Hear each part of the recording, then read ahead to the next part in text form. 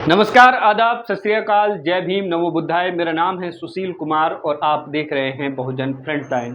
दोस्तों, बिहार में विधानसभा चुनाव को लेकर के तैयारियां शुरू हो गई हैं। अब से कुछ ही महीने जो है वो बचे हैं विधानसभा चुनाव में। इसको लेकर के चुनाव आयोग ने अपनी तैयारियां भी शुरू कर दी हैं।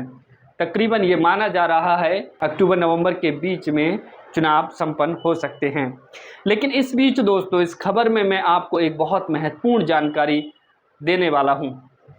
वोटर लिस्ट को लेकर के चुनाव आयोग ने रिवीजन एक्सरसाइज शुरू की है और ये दावा किया जा रहा है कि ठीक चुनाव से पहले जो वोटर लिस्ट है उसको दुरुस्त किया जाएगा। जब मैं आपसे बात कर रहा हूं यानी कि 26 जून को, तब जो है आज से ये कार्यक्रम शुरू हो गया है और आज करीब 10 बजे, सुबह के 10 बजे चुनाव आयोग की टीम बिहार पहुंच गई। बहुत महत्वपूर्ण बात दोस्तों, ये बात कही जा रही है कि चुनाव आयोग ने जब बहुत कम समय चुनाव में बचा है, ऐसे वक्त में वोटर लिस्ट को दुरुस्त करने का निर्णय लिया है और इसका नाम दिया गया है, इसको नाम दिया गया है स्पेशल इंटेंसिव रिवीजन यानी SIR, यानी विशेष लोकतांत्रिक मतदाता सूची पुनरीक्षण यानी कि रिवीजन का जो है कार्यक्रम शुरू किया गया है। तो इसकी टाइमिंग पर भी थोड़ा सा सवाल खड़े हो रहे हैं कि आखिर एंड टाइम पर चुनाव से ये वोटर लिस्ट में जो है कार्यक्रम शुरू क्यों किया गया है। ये 1 साल पहले भी हो सकता था, लेकिन जब कुछ ही महीने जो है चुनाव में बचे हैं तब ये कार्यक्रम शुरू किया गया है। तो दोस्तों, इस पूरी वीडियो में मैं जो आपको ये बताने का प्रयास करूँगा कि किस तरह से जो है नागरिकता और वोटर लिस्ट की जांच की जाएगी, यानी कि किन को मतदाता माना जाता है और किन को मतदाता सूची से बाहर कर दिया जाएगा, और क्या कुछ प्रमाण पत्र आपको अपनी नागरिकता या मतदाता होने के लिए चुनाव आयोग की टीम को दिखाने होंगे, वो भी मैं आपको बताऊंगा। इस जो रिवीजन है, इसकी जो वोटर लिस्ट रिवीजन की जा रही है, इसकी कुछ महत्वपूर्ण बातें जो हैं वो ये हैं दोस्तों कि इसके ज़रिए जो घुसपैठियां हैं उनको बाहर करने का काम किया जाएगा। और उसके साथ साथ दोस्तों, जो तेज़ी से, मतलब ये कहा गया चुनाव आयोग की तरफ से कि तेज़ी से शहरीकरण जो हो रहा है, यानी कि जो लोग शहर में बस गए हैं उनको देखा जाएगा कि मतलब क्या उनका वोटर लिस्ट में नाम गाँव में भी है, और अगर शहर में भी है तो उनको हटा दिया जाएगा। और पलायन की जो स्थिति बनी हुई है उसको भी इसमें ध्यान में रखा जाएगा।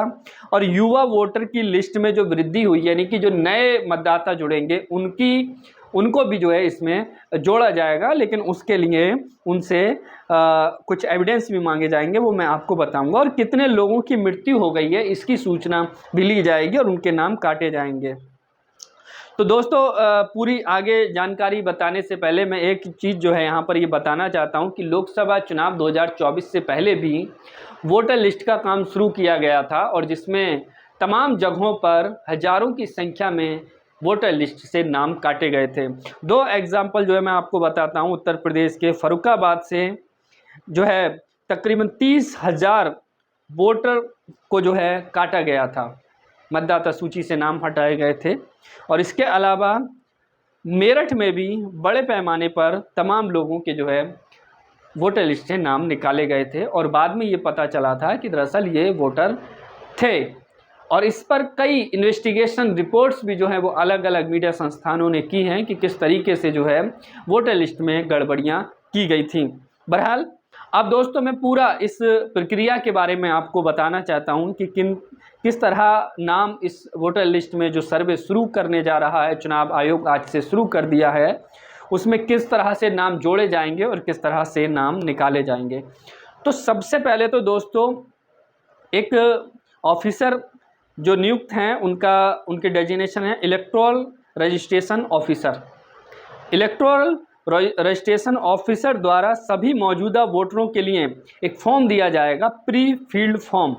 इसके बाद में बूथ लेवल अधिकारी यानी कि जो BLO होता है वो इन्हें घर घर जाकर बांटेंगे और जो नए वोटर्स हैं, मतदाता बनना चाहते हैं, उनके लिए भी आवेदन के लिए फॉर्म दिया जाएगा। तो इस तरीके से एक प्री फील्ड फॉर्म घर घर लोगों को पहुंचाया जाएगा।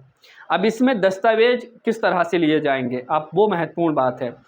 2003 के पहले सूचीबद्ध वोटरों को आमतौर पर नए दस्तावेजों की आवश्यकता नहीं होगी, यानी कि 2003 के पहले जो वोटर लिस्ट में नाम हैं उन लोगों के लिए, उन वोटरों के लिए नए दस्तावेजों की ज़रूरत नहीं होगी जब तक उनकी नागरिकता या अन्य जानकारी विवादित नहीं होती है। लेकिन 2003 के बाद, अब 2003 के बाद नाम जुड़ने वाले मौजूदा वोटर और नए आवेदक को, अब आप समझिए मेन अंतर जो मैं यहाँ पर बता रहा हूँ कि 2003 से पहले जिन लोगों का वोटर लिस्ट में नाम है और अगर उनकी नागरिकता पर कोई सवाल खड़ा नहीं है, उनके डॉक्यूमेंट सही हैं, तो उनसे कोई डॉक्यूमेंट नहीं लिया जाएगा। लेकिन 2003 के बाद नए नाम जुड़ने वाले जो मौजूदा वोटर्स हैं उनके लिए जन्म प्रमाण पत्र, पासपोर्ट, सोर्स प्रमाण पत्र, जन्म घोषणा पत्र देना अनिवार्य होगा। उनके लिए कागज़ देना अनिवार्य होगा। इसके अलावा आवश्यक प्रमाण पत्रों की सूची क्या है दोस्तों? जन्म से पहले यानी कि 1 जुलाई 1987 से पहले, 1 जुलाई 1987 से पहले जन्म प्रमाण पत्र, मैट्रिक सर्टिफिकेट, पहचान पत्र आदि। इसके अलावा 1 जुलाई 1987 से 2 दिसंबर 2004 के बीच ऊपर के साथ एक माता पिता का भारतीय नागरिक प्रमाण पत्र होना जरूरी है। यानी कि 1 जुलाई 1987 से पहले अगर आपका जन्म है तो उसका रिकॉर्ड दिखाना पड़ेगा, आपको जन्म प्रमाण पत्र या मैट्रिक सर्टिफिकेट, पहचान पत्र आपको देना पड़ेगा। और अगर 1 जुलाई 1987 से 2 दिसंबर 2020 के आपका टाइम पीरियड है, तब आपके लिए आपके माता पिता का भारतीय जो नागरिक प्रमाण पत्र है वो आपको दिखाना होगा। आपको ये साबित करना होगा कि आप भारत में आपका जन्म हुआ और आपके माँ बाप का नाम ये है। इसके अलावा 2 दिसंबर 2004 के बाद दोनों माता पिता के नागरिकता दस्तावेज जरूरी होंगे। अब 2 दिसंबर 2004 के बाद अगर कोई है, उसकी जो जांच की जाएगी उसके लिए दोनों यानी कि अपने माता पिता के दोनों के नागरिकता के दस्तावेज दिखाने जरूरी होंगे 2004 के बाद। इस तरह से घर घर सत्यापन और दस्तावेज जमा कराए जाएंगे। BLO जो है घर घर जाकर विवरण और दस्तावेज इकट्ठा करेंगे। इसके अलावा दोस्तों अगर किसी को आपत्तियां होती हैं तो उसके लिए टाइम जो दिया गया है 1 अगस्त तक ड्राफ्ट लिस्ट जारी होगी। यानी कि आज जो 26 जून से रिवीजन का, वोटर लिस्ट रिवीजन का जो कार्य शुरू हो रहा है वो 26 जुलाई तक होगा और इसके बाद 1 अगस्त तक ड्राफ्ट लिस्ट तैयार की जाएगी।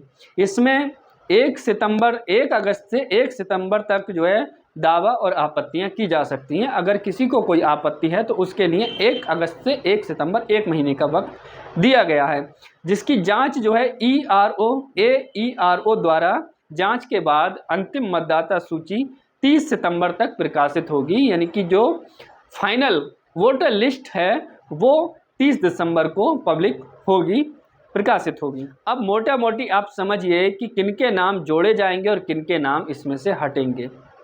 यानी कि आप की अगर उम्र 28 वर्ष है, आप भारतीय नागरिक हैं, आपके पास जन्म प्रमाण पत्र, नागरिकता प्रमाण पत्र है, कोई सरकारी स्कीम जिसमें आपका नाम जुड़ा हुआ है, तो वो सारी चीज़ें आप जो है इसमें दे सकते हैं, आपका नाम जुड़ जाएगा।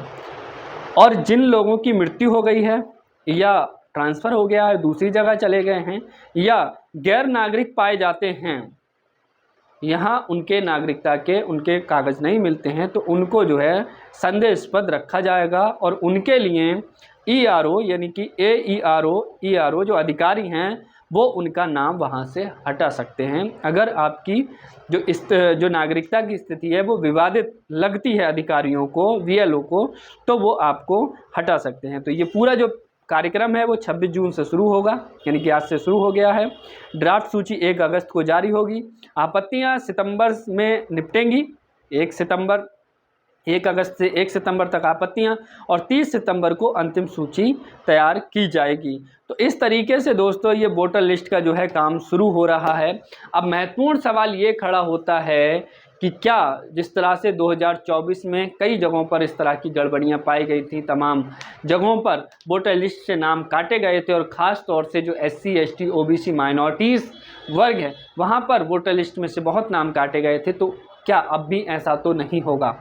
ये एक महत्वपूर्ण सवाल है। चुनाव से ठीक पहले ये प्रक्रिया जो है वो दोहराई जा रही है, रिवीजन किया जा रहा है, लेकिन दोस्तों किस तरीके से जो है ये संपन्न होती है ये एक महत्वपूर्ण सवाल है। आशा करते हैं कि चुनाव आयोग निष्पक्षता से, पारदर्शिता से और एक जनता के भरोसे के साथ में चुनाव कराएगा और हर भारतीय का जिस तरह से भारतीय संविधान के अनुसार वोट देने का अधिकार है, उसी तरह से चुनाव आयोग सभी वोटरों के सभी मताधिकारों को जो है सुरक्षित रखेंगे और अपनी एक जिम्मेदारी के साथ में भरोसे के साथ में सभी नागरिकों को वोट देने का अधिकार दिया जाएगा।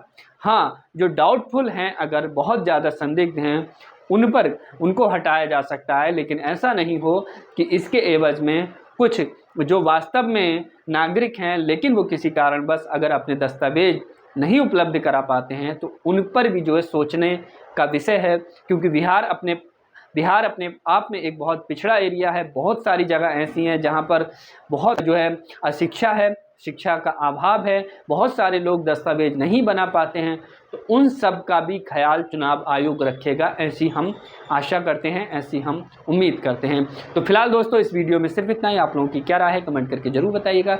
चैनल पर अगर आप नए हैं तो प्लीज़ चैनल को सब्सक्राइब कीजिए, वीडियो को लाइक कीजिए, शेयर कीजिएगा। शुक्रिया।